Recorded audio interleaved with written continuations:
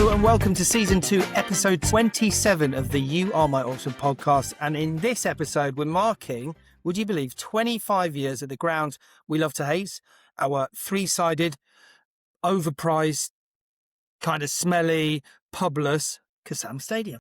You're not really selling this, are you, Matt? We are going to look at the best games from those 25 years. And although it took a while, we've had some absolute belters over that time. Dan, I actually can't believe it's been 25 years. I guess I'm almost getting a little nostalgic for the place. And talking of nostalgia, we're of course sponsored by Nutmeg, the football management game that allows you to manage any team you want to from the 1980s or 1990s, including, of course, our very own Oxford United. So if, like Dan and I, you want to experience the thrill of channeling your inner Brian Horton and signing, I don't know, a Colin Greenall or a John Narbit, this is the game for you. Matt, what a game it is. We are also supported by Henstridge Construction. Rick Henstridge is a quality builder based in Oxfordshire, and he's a huge Oxford United fan. So rather than having to make awkward small talk with your builder, you could be talking to him about the mighty Yellows while he's fixing you a new side return. I'll tell you what, though, if Rick had been in charge of building the Kassam, it would have been a lot better and would have been far higher quality. Indeed it would. Matt, enough buttering up of our beloved sponsors. Matt, because it's World Cup year, and so far we haven't really mentioned the World Cup, later in the show we've got a guest along who's also going to make a World Cup 11 of Oxford United players and managers who've played in the World Cup. Spoiler alert, it was quite difficult. Presumably that's a very short VT. Exciting, Dan. I didn't know this was coming, so this is very exciting. It's just a little topical surprise for you, Matt. Matt, can I just say as well, we have both channeled a bit of a Bros vibe going on. For listeners, we are both wearing white T-shirts. If you are Matt, I suppose I better be Luke. And for those people listening on audio, this is your chance to visit our YouTube channel where you can see us in high definition video in white. Matt, let's get on with rating the best ever games at the Kassam.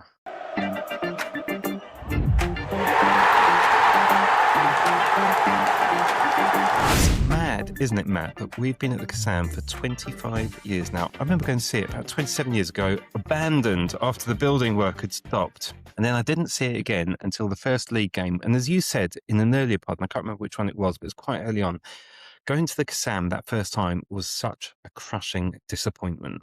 Yeah, I did mention that on an earlier pod, didn't I? And yeah, the first few years of the Kassam, well, they were just massively underwhelming, to say the very least. We'd been promised, I guess, this kind of state-of-the-art stadium. It's all we'd spoken about for years, was like the new stadium. There were so many stops and starts.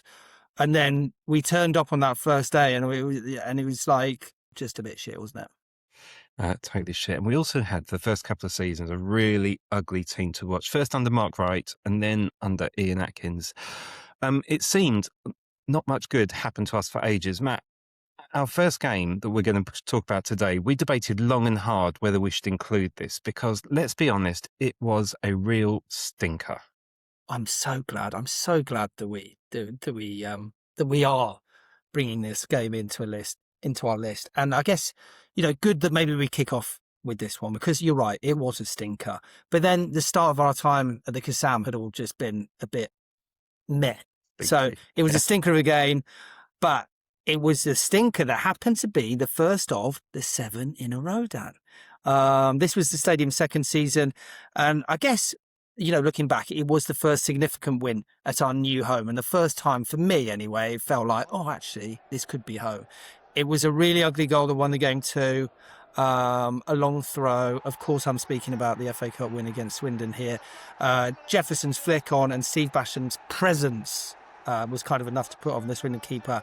And we ground out the win, didn't we? And then, of course, the nation got to see Jefferson Louis' bum on national TV, which made everyone laugh. And we were on a lot of the back pages the next day.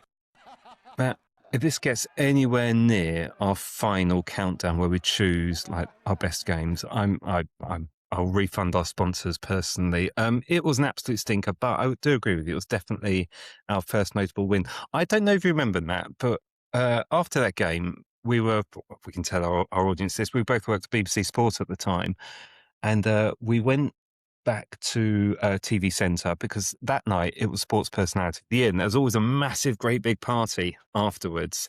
I was getting changed, Matt, in the gym at work. After this was straight after the Swindon game, we drove back to TV Centre. I was in the gym, getting changed, getting ready to go out, and there were two executives from Match of the Day. I'm not sure if I should tell this story or not, but I'm committed now to it. Definitely don't mention their names.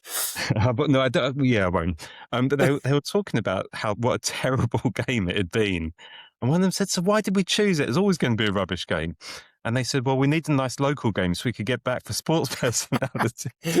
I do remember that. So, I do remember that. And that's to the be fair, official reason. it was a good party. But Dan, this was the first time where I felt, oh, you know what, the Kassam is home, and it was the first time that I had heard like a great atmosphere, and we beat Swindon, right? So it will always live long in the memory. And as you say, it kicked off that 7 in a row. So I think it's worth being on this list and definitely worth being added to the debate. I'm going to chuck a quick quiz question at you. We famously played Arsenal in the next round of the FA Cup that year. But which two other Premier League teams did we play that season? Are there two? There were two. Okay, now I think I've Now, got one of these. when do we do the answers? When do we do the answers? Oh yeah, I need to get a pen and paper. You're going to need to warn me for this stuff. All right, but I think I might have one, and I think one of them I might have been at the game with you. But okay, Matt, I wish we were going to move on to an epic, thrilling, pulsating victory, but no. We move on to what must be the most single, heartbreaking event in the history of the club. done. Don't do it. Don't do it. We're going to lose listeners at this rate. Matt, I think we have to. Can a game be the best and also the worst game ever all at once?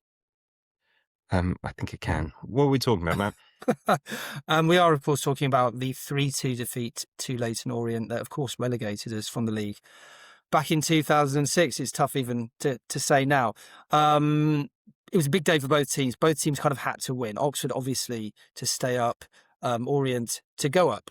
And with 20 years of hindsight, as you mentioned, Dan, it was a truly insane, I mean, I don't want to use the word brilliant, but a kind of, wild game of football that meant so much. And in the end, just ended in this crushing defeat. We were a dreadful side. But when we took the lead, Dan, I think we dared to dream, but everything was kind of conspiring against us that season and in the last few weeks. And before long, I mean, I guess, everyone in the stadium wasn't too surprised to see that we were losing 2-1, trailing 2-1, and we were on the brink at that moment. Then we went and equalised through Chris Wilmot. Again, everyone dared to dream, who then, Dan, got himself sent off, and I guess that was kind of that, wasn't it? And to be fair, we kept on trying to score, but I guess kind of inevitably, and it was at that period where there always used to be loads of ex-Oxford players who seemed to do really well against us or score. It was a former Oxford player, it was Lee Steele, who scored the goal that condemned us to the horrors of the conference. It was the biggest ever crowd at the Kassam. That's another story. But definitely the most heartbreaking day ever. A game for all the wrong reasons, Dan, and I can't believe we're even discussing it in this 25 years of the Kassam Stadium. We'll never forget, but I guess we need to debate it, right? What do you remember of that day? So, yeah, I mean, as you say, it's a game I can never, ever forget.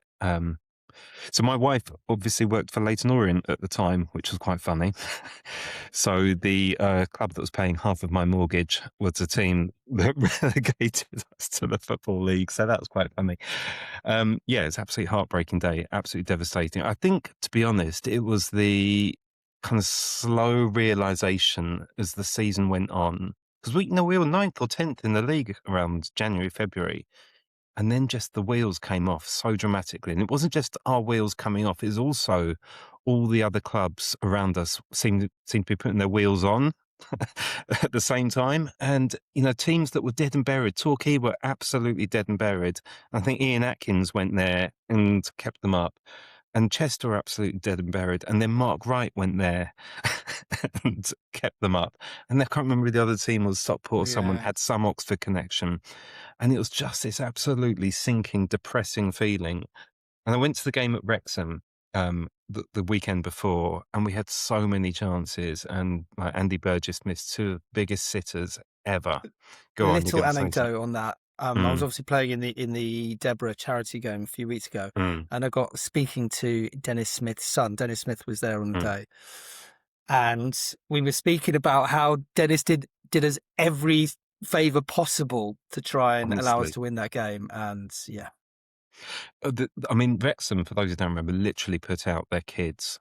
Like Dennis Smith did us such a favour, and Wrexham were terrible that day, and they gave us so many chances, and we were just so hapless. We couldn't score, and then basically we thought we were down at full time, and then somebody worked out that we weren't down because some was it Chester playing Torquay or something. I can't remember exactly what the details were, but basically because there were two teams at the bottom, both of them couldn't win. So if we won our game against Orient, we were going to be safe. But of course, Orient needed to win to go up, as you rightly said, and they were infinitely better than us on the day. And we put some heart in, but we picked, we were a crap team. We Dan, really why are were. we even debating this as one of the greatest games ever played at the Kassam?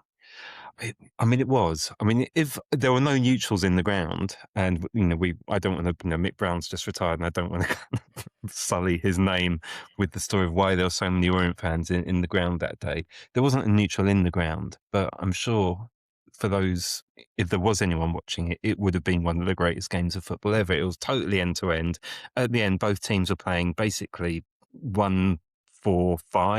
It's like we're just Nice piling football everyone game, wasn't forward. Um, and yeah, it was a brilliant game, but also the most heartbreaking game in the history of a club. Matt, shall we move on? it? Let's do that. Let's talk about more cheerful times. And I'm going to Yes, take you please. to 2009. We've had a crap 3 or 4 years in the conference, but now we're storming. We've had a brilliant start to the season, and we're sitting comfortably atop of the conference table. It's a warm Tuesday evening, Matt, and Luton Town come to town for what must have been one of the biggest ever games in non-league history, as two former League Cup winners met in front of a massive sellout crowd. Matt, I was trying to work out why I wasn't at this game, and I've realised, looking at the calendar, it was basically the week my daughter was born. So You've run the that's dates. my excuse for not being But, there. but absolutely no excuse. Move on. What a game, though, and what a performance. Starting off, I guess we've got to start with Bino's missed penalty. And then literally the ball went out, got out to the wing. Matt Green knocks it in, and there's Bino to silence the Luton fans who were mid-jeer. And then seconds later, Jamie Cook, who the fans had helped pay for, don't you remember, smashed in a thunderbolt on his, I'm going to call it his re-debut. And then, of course, the funniest thing of the whole day was the video from the Luton end of the fans celebrating wildly after that missed pen, only for Bino to score moments later. And as I said earlier, silence them. It was a real rollercoaster of a season, this, Matt, but I think this was definitely the high point. Yeah, heck of an atmosphere as well. You say kind of end to end, and both teams like just willing their teams to win. And I think I'm right saying this, Dan. This was the biggest ever non-league crowd at the time. I think it must have been, yeah. I remember there being quite a hoo-ha about it. Maybe we got a bigger one later on in the season. They did some sort of Boxing Day promotion, didn't they? And I think there was a bigger crowd that season. But I think at the time it was the biggest ever crowd. Great game, Matt. You've got a great game that you used to talk about as well from the same season. I do, yeah. I'm going to talk about the win over Rushden, 2-0 win in the playoff semi-final, and of course gave us that opportunity to get back into the league, and obviously our first return to Wembley since 1986. So it was just huge on so many levels. And I think kind of looking back at it, and obviously the stars aligned, and obviously we had that amazing day at Wembley. But I think this is, it's often forgotten about this game. But it was in the end, there was so much anticipation. It's like after, as you just mentioned, Dan, that kind of, it'd been pretty fucking dire. in the conference, to say the least. Yeah. And sorry to use the F-bomb, but it had been. And I think that for a lot of us, we were like, right, if we don't do it this season, it could be kind of the end of the club or whatever. And so this was a really, really important stepping stone. And it was, I mean, a pretty controlled performance, and pretty straightforward. And friend of the show, Matt Green, with a brilliant opener. Bino adding a second, another typical Bino strike. And then it was just that huge emotional release, wasn't it, at the final whistle, where we go, oh, we're nearly there. We're nearly there. And obviously we didn't go to Wembley expecting to win, but I think there was just something about, as that momentum built, it just set us up really, really nicely for that final. I remember full time. People charged on the pitch, didn't they, at full Yeah. time? And I wandered my way onto the pitch a bit more gently, and phoned my wife, and all I could muster was, "We're going to Wembley. We're going to Wembley." I was so overwhelmed by it, because it was, it was. I kind of knew we were going to win at Wembley. Once we got there, I just knew we were going to win. Did we know that York had beaten Luton by that point? I can't remember that detail or not. But yeah, I don't know. I just remember feeling this is ours now. It just felt like, we've had our time in this league, and we've served our time. It'd taken us a long time to work out what we needed to do to get out of that league, but it just felt that it was our time. Matt, a little quiz question for you again. Oh, not another one. You're afraid so. Only 2 players featured in both our first and last seasons in the conference. Which 2? That's a tough one. Oh, I don't think I'm going to It's a tough one, but an obvious one when you hear the answers. I'll save that for you. I'll have a good go, but okay. Right, Dan, it is. Sorry, that was the sound of my brain ticking. Dan, your turn next, and a game that really is kind of etched into Oxford United folklore. Matt, it's our second season back in the Football League, a season that started strongly but was fading out a little due to injuries, and I'm going to say typical Chris Wilder meddling. And really annoyingly, Swindon Town under Paolo Di Canio were top of the league. When they came to town, the build-up was all about Di Canio trying to sign Bino in January and his claims that Bino was actually a Swindon fan. And clearly, before the game, they'd worked on a plan to get him sent off, and it worked. They got him sent off really early on in the game. We had no chance at this point. We were doomed. We were a kind of struggling team with a lot of injuries, and our talisman had been sent off. But somehow, Matt, we pulled off one of the great wins. Asa Hall bundling in from a free kick, and then Ollie Johnson stabbing in the second, and somehow, for what seemed like the next 48 hours, we clung on with the greatest defensive rearguard of all time. Matt, that was, I think, 3 in a row? Ooh, yeah, it feels about that, and probably this is probably a good juncture to point listeners and viewers to one of our previous episodes. If you haven't already, do watch our episode where friend of the show James Shaw, aka Swiss Yellow, from our generous sponsors Nutmeg, of course, the Nostalgic Football Game, ranks the 7 wins in a row over Swindon. We had such fun recording that episode. It's great to hear James so passionate, like every game he knows in and out, and so it's great to chat to him about that. But I think you're right. I think that was 3 in a row. What a day! What a great show that one is with James. The noise and the relief at full-time whistle that day was something.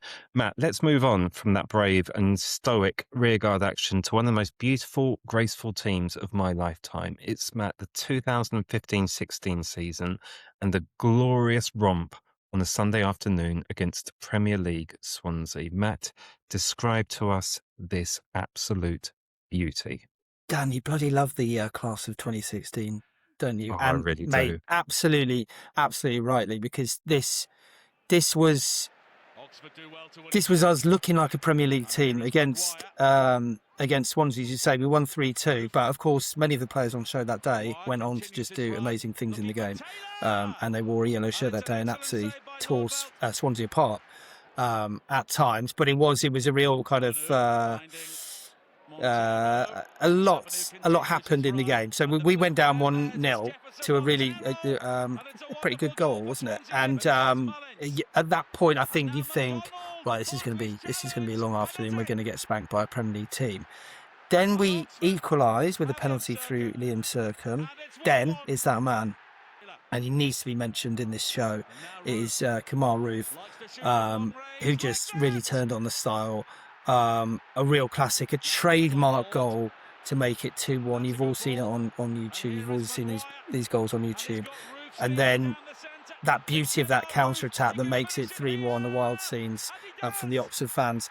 Swansea pull one back to make it pretty nervy towards the end, but mate, we did it. And there's not loads of games over the last 25 years when we've kind of defeated Premier League teams or teams from above us. So this was great. And yeah, it was just, there's lots of high moments from that season, but this just really kind of highlighted the class that was in the Oxford side that season. I couldn't get a ticket for this, so this was one I watched on iPlayer, because it was on BBC Wales, bizarrely, wasn't it? But I got a load of mates over, and honestly, it was such a joy, because every time previously I've invited my mates over to watch us, we'd always been awful. But that day, they were like, honestly, you guys are really, really good. What team that was that? There was that period, wasn't there, for quite a few years when whenever we were on TV, we were absolutely rubbish. And it'd always be a case of like, you'd always invite your mates and go, oh, come and watch my team, Oxford. And they go, oh, yeah, you support Oxford. Yeah, well, definitely. Let's have a few beers. And it used to always be embarrassing. But yeah, you're right. This was one of those games you're like, oh, yeah, we're actually all right. Yeah, we're actually all right. And it made you a bit proud to be an Oxford fan that day, yeah. Matt, let's talk about the next game. Same season, pretty much the same team. One of my favourite days supporting Oxford United. The only time I've seen us promoted not via the playoffs. It was an absolutely beautiful day in which we had a lovely chat actually about this day with Shay Dunkley just a few episodes ago. Have a look up there. I'll put a link to it. Wait, Dan. Yeah. I've got another guest lined up to talk about this. Oh, hello. Is it Kamal Roof? Yeah. Nearly. He is certainly connected to roofs. It's Okay, Rick Henstridge from our sponsor, Henstridge Construction. And here is Rick to explain why he loves this game so much. Favourite game at the Kassam for me was Wycombe. So where we beat Wycombe at home to win 3-0 to get promoted to League One. The atmosphere in there was great. It was a bit of a one-sided game from memory. I think Shay Dunkley scored the first with a header from a corner. And the crowd just erupted. It was such a good feeling. We went there with my friend and with our two sons, and then end of the game, two sons, sure enough, straight onto the pitch. Had a great time. Everything seemed to go really well. Michael Appleton's team was just brilliant. The football they were playing, it's such a great team feeling. The spirit was just fantastic. So all told, my favourite game is definitely Wycombe. We beat them 3-0. Oh man, loved hearing from Rick on that. And it was, I mean, I've eulogised about this game so many times, but it was a perfect end to an almost perfect season. I was there with I think she was 5-year-old daughter at that time. This was her first Oxford United game. I didn't run on the pitch with the rest of the fans, but I was really desperate to. At one point, I nearly left my daughter in the stands and ran on the pitch with her. But it was a beautiful, beautiful day. Perfect end to an almost perfect season, I'd say. Dan, what a team. Go on one more time. What a team this was. Well, I've actually got a little story about this day, which I haven't told you. It's not in our script for this episode, but you were actually sitting about 4 seats in front of me. We hadn't seen each other for about 4 or 5 years, I reckon. Oh my God, are you kidding me? I'm not, because you're right. Are you stalking me? As you were looking out from South Stand Upper, you were right at the far right-hand end as you're looking out on the pitch. Exactly, and we were literally 4 rows behind you, and I kept meaning to go down and say hello to you, but we were kind of stuck right in the corner. And I had my little son with me as well, who would have been, I don't know, 7, 8 at the time. And I was with our friend Joel, who we keep talking about. Joel, if you're listening, hello. Hello, Joel. Oh, wow, that's That's I think I interesting messaged to you hear. after the game. I'm sure I said, we'll Say, sat oh, just were you behind at you. the game? I thought I might have seen it. Yeah. Oh, you should have said hello, Dan. But here we are, all these years later, recording a podcast together. And almost the perfect day supporting Oxford. Another quiz question for you, Matt. Did Jake Wright make more appearances in all competitions in our first or our last season in League Two? How the hell am I going to get that? We just pick first or last. That's all you got to do. Huh? It doesn't matter. If you get it wrong, it doesn't matter. No one's judging you, Matt. I don't like to be wrong, Dan, as you well know. Okay, moving on. Next up, the following season, a genuinely brilliant day, beating Swindon. Swindon again. Their third mention on this show. Had to be. We beat them 2-0, Dan. And as James Shaw mentions, Swiss Yellow mentions in the episode, whenever it was 7 or 8 episodes ago, where we rank the 7 in a row, he called it the most controlled derby performance ever. We just absolutely dominated them that day. Chris Maguire converted from the penalty spot in the 44th minute. He scored again in the second half, blocking that comical clearance from Lawrence Bigerow to send the ball spinning into the net. Swindon, who are an absolute shit show that day, ended with 9 men after Bigerow was sent off for basically being kicked by Alex McDonald, which was quite funny. It was one of the most unfair sendings off ever, but did we care? No, we did not. It was just the complete controlled performance and probably the most one-sided, lopsided derby wins ever. Just a brilliant, fun day out. We absolutely smashed them that day. A truly great day. Matt, I want you to talk about the next game, please, and stop typing whatever you're typing. Are you sending me messages that I'm not reading? Oh, right, it's actually it was a work message. Sorry about that. Right, let's get back into this. I'm multitasking. Shall I do what they do in school? So, can you read out what you're typing then, Matt?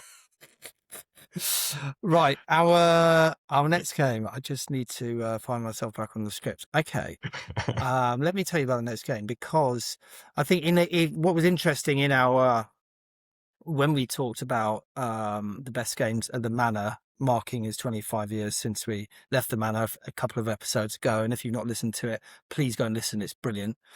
A lot of what we spoke about was those amazing cup wins. League Cup wins in particular, and this was kind of harking back to those days in some ways, wasn't it? It was a League Cup win against were they Premier League at the time? West Ham, 4-0. It was a brilliant performance. It was fairly straightforward, and I guess realization we maybe had a bit of a team building and a decent team.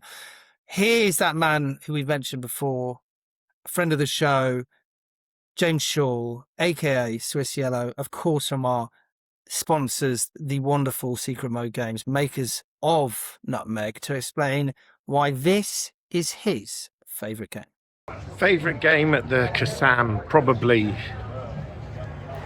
Oxford United 4, West Ham 0, where we demolished West Ham.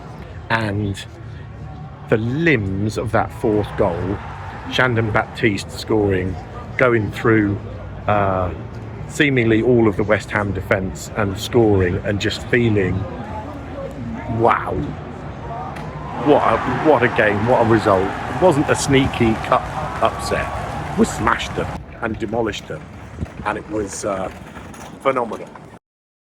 Wonderful to hear from James on that. Dan, a game we both enjoyed a lot. Dan, next round, it's a defeat in the League Cup, but it's a bloody good defeat, Dan.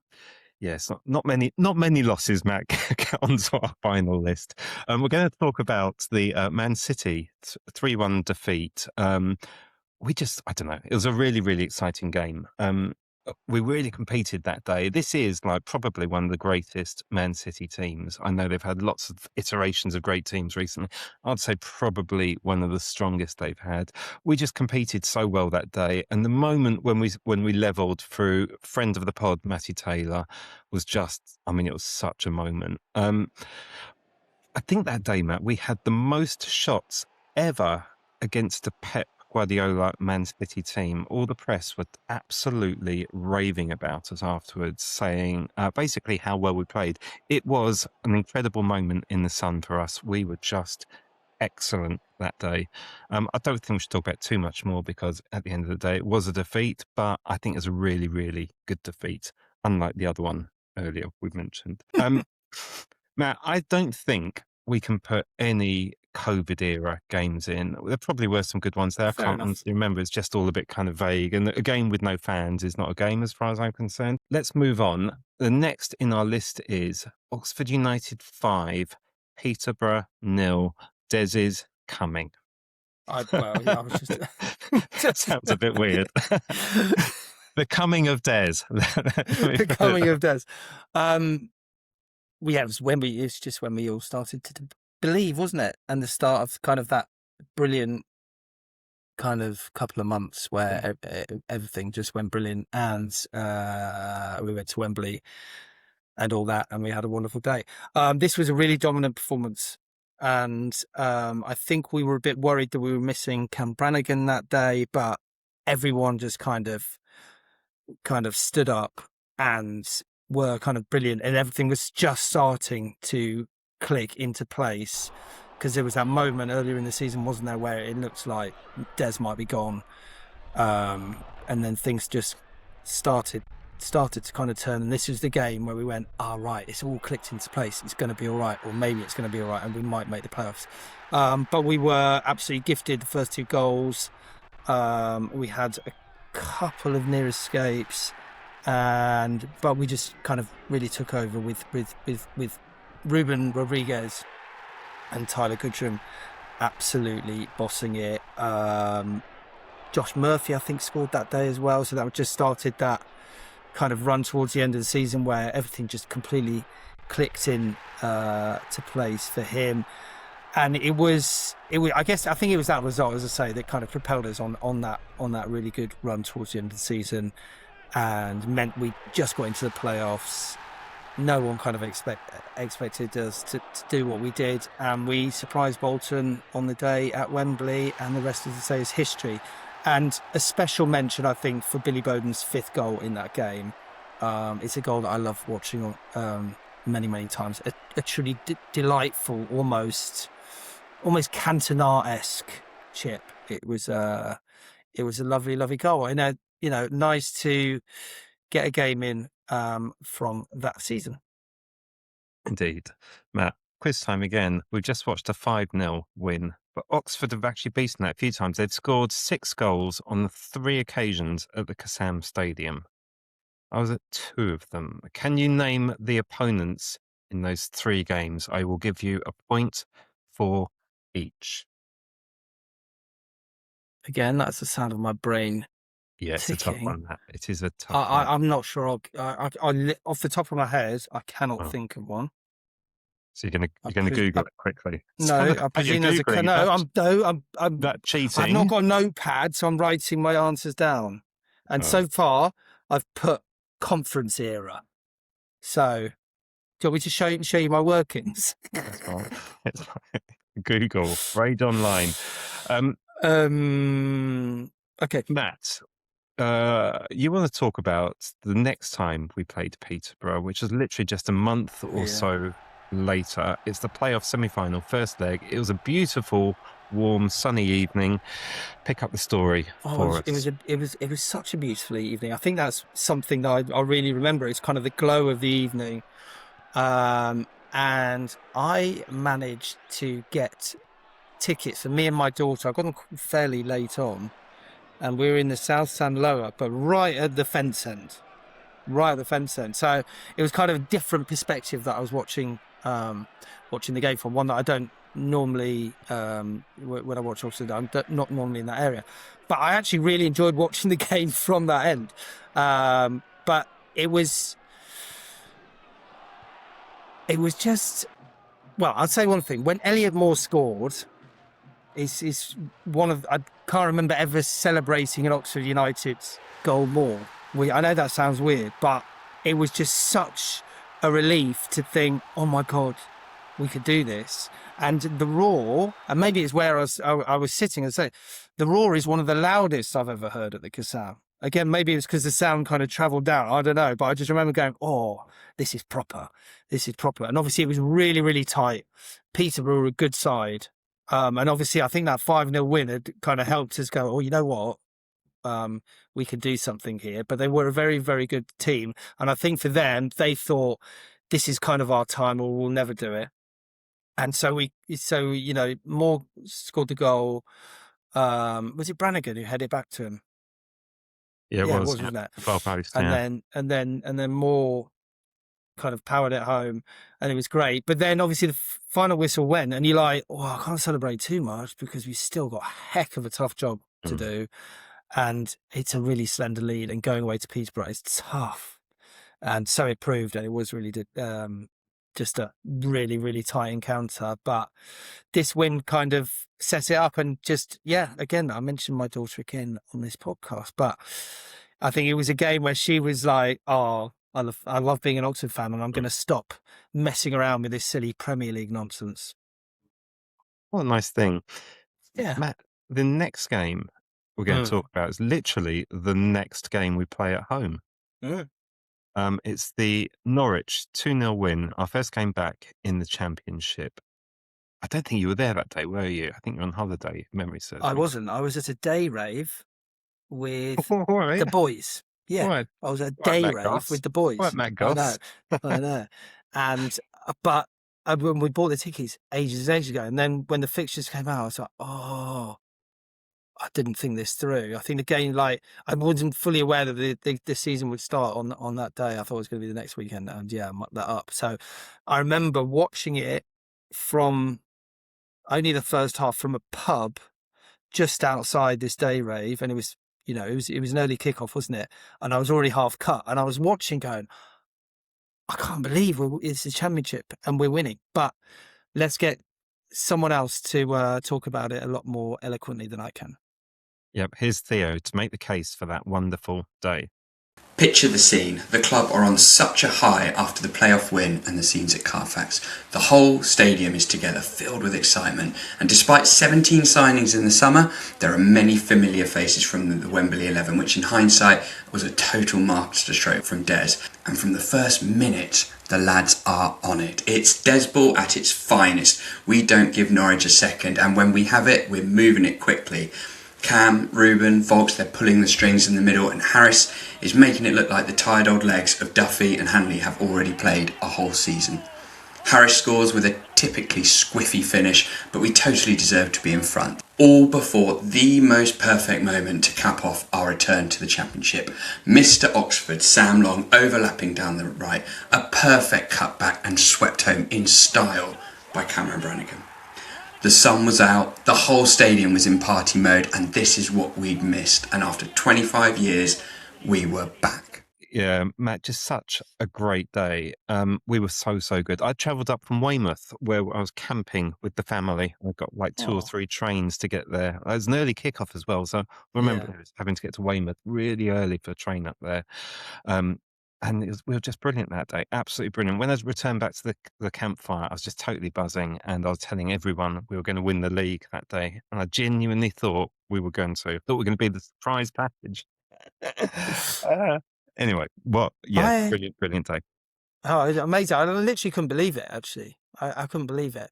And yeah, I think you're right. I thought, oh, you know what? I was telling Ryan, I wouldn't be surprised if we've got a playoff push in us. And then a few months later, Des was gone, and we were into that kind of cycle of just being, that team, that club. That team.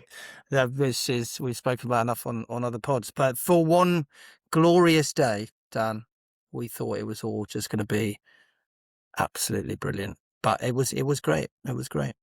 Matt, you'll be pleased to hear we have one more question. This has actually been sent in by a listener, Fred Big Ox. Fred, thank you very much for this. He says, Sam Long is our longest serving player. But Mm. how many managers has Sam Long played under?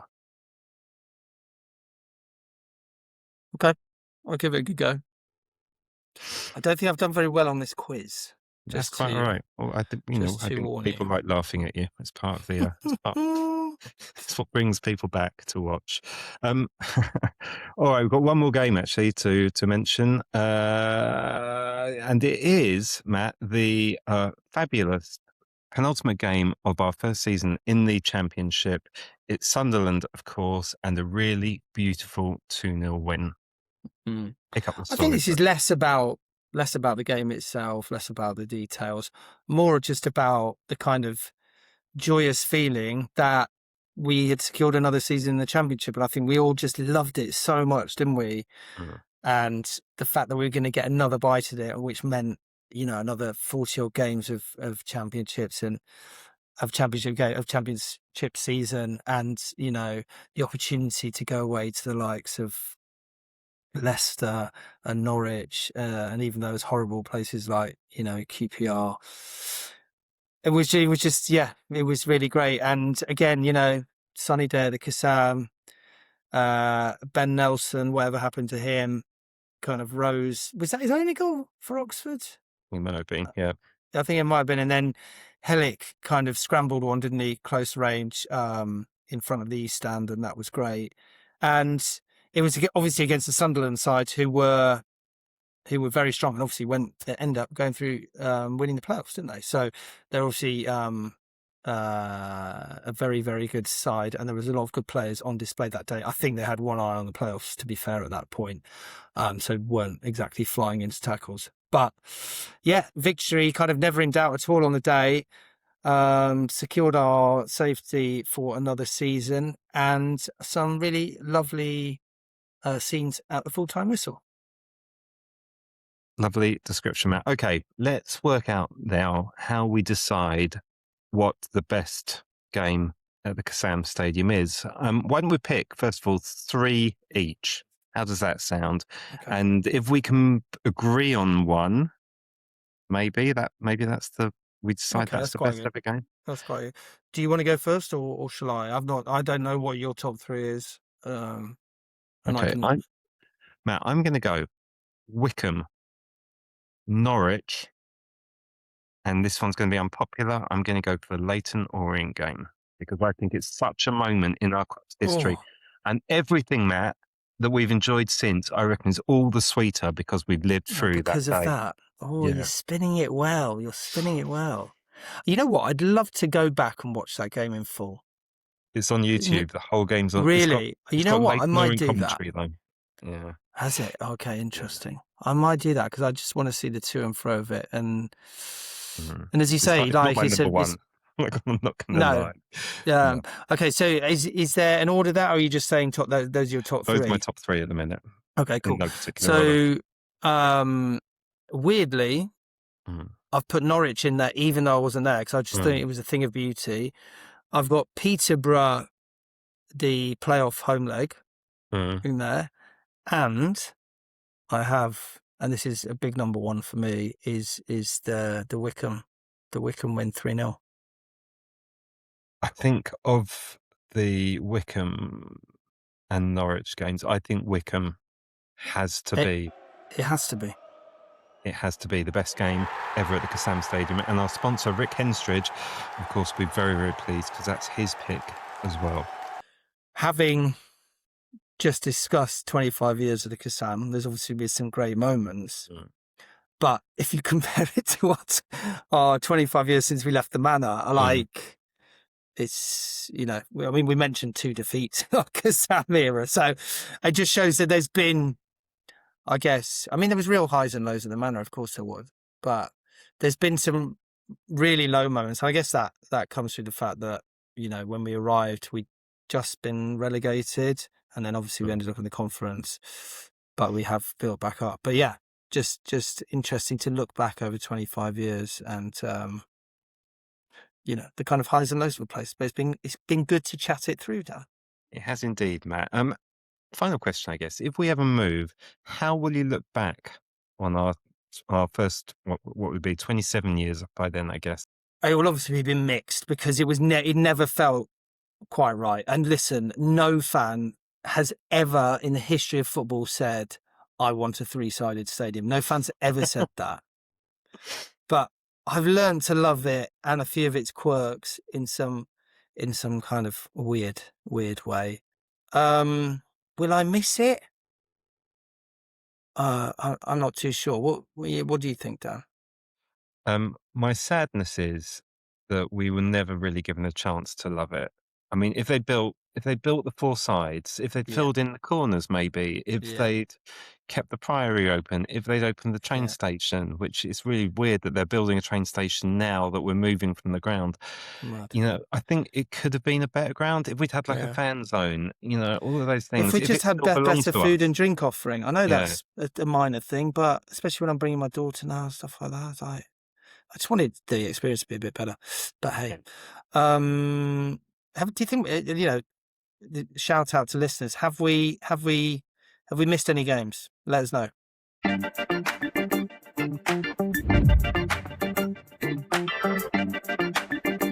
Matt, let's talk then about the World Cup. Enjoying it? Not enough Oxford. I've been enjoying those. I always enjoy this.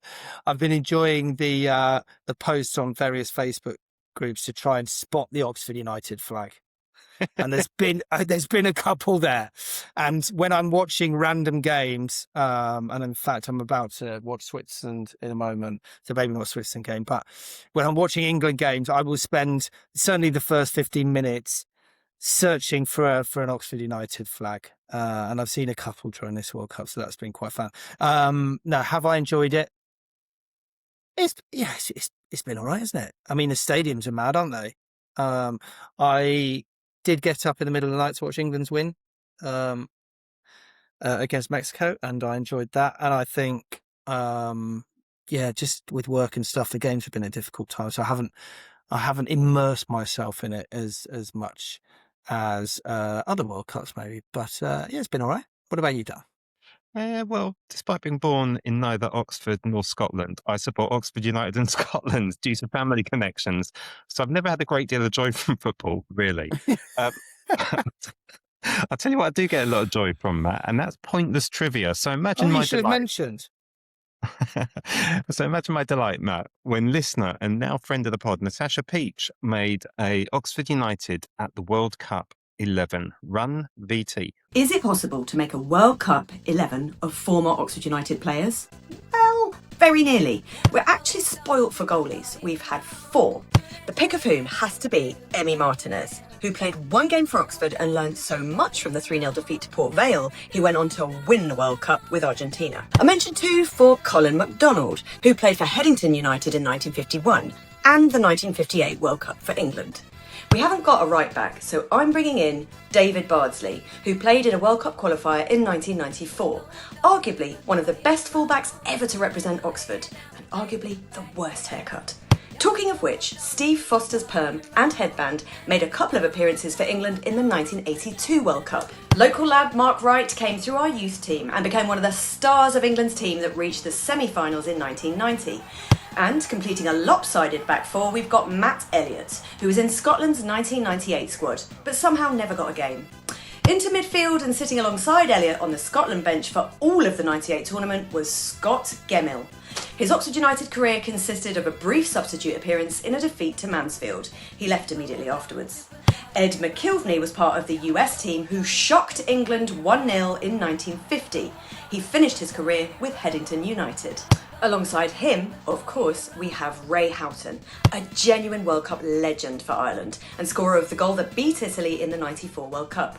Playing behind the front two, we've gone short-lived managerial appointment, Ramon Diaz, scorer of 2 goals for Argentina in 1982. And our front two, the deadly duo, John Aldridge, who played for Ireland in 1990 and 1994, alongside Billy Hamilton, who represented Northern Ireland with distinction in 1982 and again in 1986. Have we missed anyone? Let us know in the comments. Well, first of all, Dan, thank God for Natasha breaking up 40 odd episodes with nothing but the voices of 40-plus-year-old men. I feel like we've turned a corner and we have moved into the 21st century. Just about. We're there. Yeah, indeed. I'm surprised, Matt, at how few players Oxford United have had in World Cups. At one point, it looked like we could have 7 or 8 of our current squad during qualifying, but we've ended up with precisely none. So, Matt, here's my next question to you. Who in the current squad, or let's open up a little bit, who has played for us recently will play in the next World Cup? Okay, so I made a prediction in about episode 12. Don't count me on that, but it's around then, that one of our players who is playing for us in our first season back at the Championship would one day play for England. Okay, so I feel like I need to stick with it. He's already been mentioned on this podcast. It is Ben Nelson. Now, God knows what happened to him last season. And obviously now he is a League One player. But I'm going to stick my neck out and I'm going to say that, is he still at Leicester? I think he's on his way to Torino or somewhere, I think. Well, that's a good thing. So I'm going to predict that he has an amazing season at Torino. He then gets picked up towards the end of next summer by a mid-table Premier League team. I'm then going to predict that he plays the entirety of that season and gets picked for Thomas Tuchel's the long list as he cobbles together a squad as defending champions for the 2030 World Cup in Spain, Portugal and Morocco. And then from that long list, I think he's just going to make the squad of 23 and we will see him in the next World Cup. It's a long shot, Dan. I'm not going to lie, but I couldn't think of anyone else. I think Yunus Konak might end up playing for Turkey. That's a good one. Natasha, thank you so much for sending in your incredible video. We will expect you to update it in 4 years' time when Nelson and Konak have been selected. And who would you drop from her 11, Matt, to put those two in? Dan, the defence looked a little lopsided, didn't it? So why don't we biff off Steve Foster, put him in sub, and we'll stick Nelson in. Okay. And Konak, who would you? Oh, now you're testing me. Maybe get rid of Diaz. Yeah, he never played for us. He never played, so there we go, done. Good choices. Okay,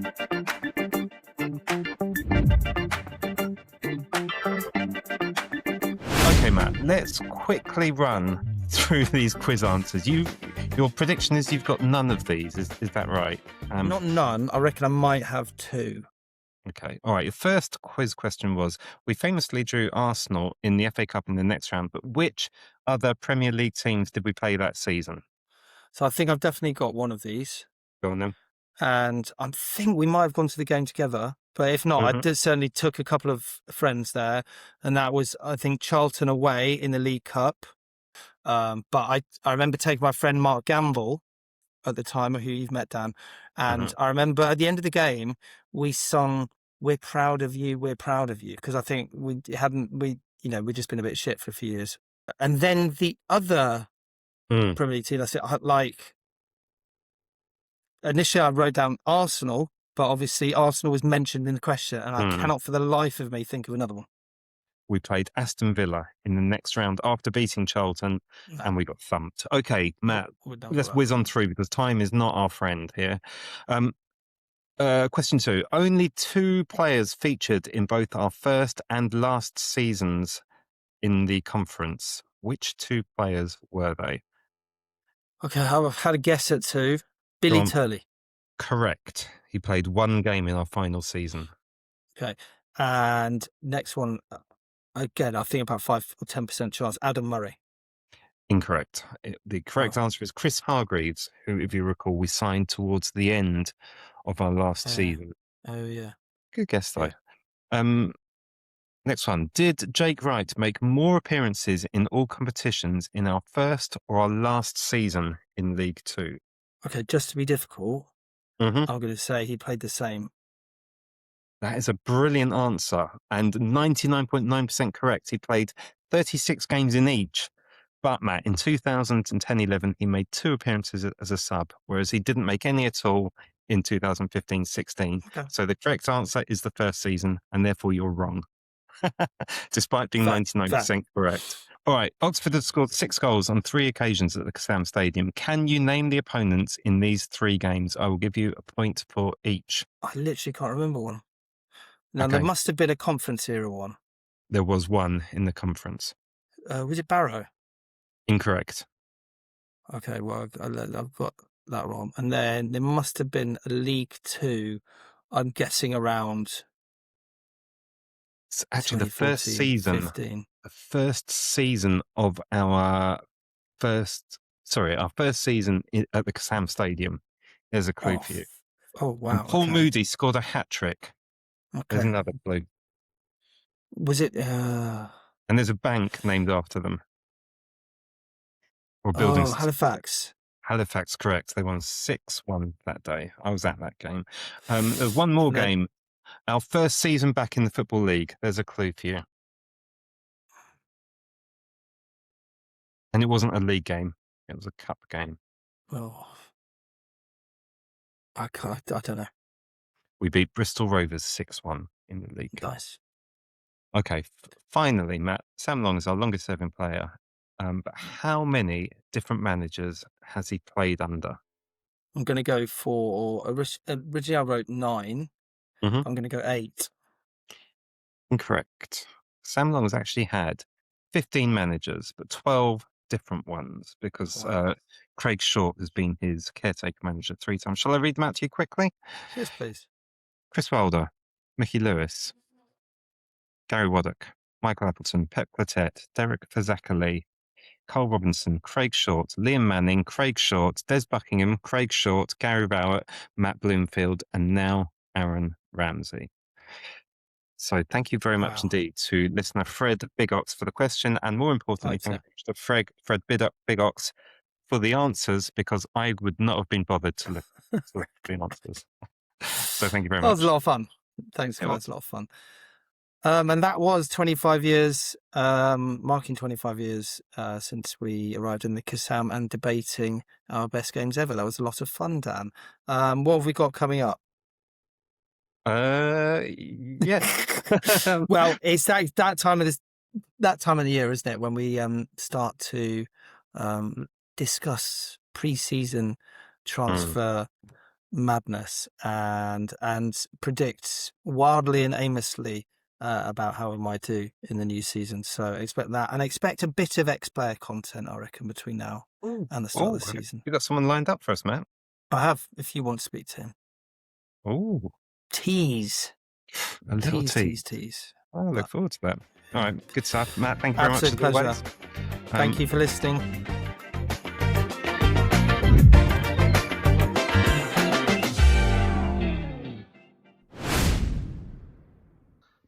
Okay, so it's Dan here. I've just finished editing. It's 1 o'clock in the morning, and I realise I haven't given the answer to who the other team was that Oxford scored 6 against, and the answer is Eastbourne Borough, and the game finished 6-3.